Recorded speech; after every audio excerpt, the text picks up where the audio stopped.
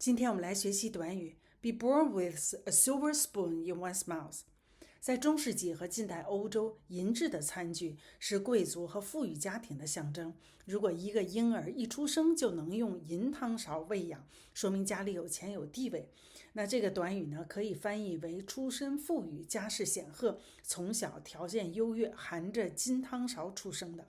它强调的是起点高，不是能力强，所以常带一点羡慕、调侃，甚至轻微的讽刺。第一个例句 Tim never had to work a day in his life. He was born with a silver spoon in his mouth. 含义就是 Tim 一辈子都不用为生计操心，他是含着金汤勺出生的。第二个例句 It's easy for her to succeed when she was born with a silver spoon in her mouth. 含义就是他是含着金汤勺出生的，所以很容易成功。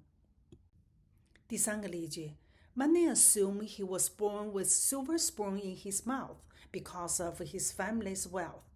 含义就是很多人因为他家境富裕，就以为他是含着金汤勺出生的。你学会了吗？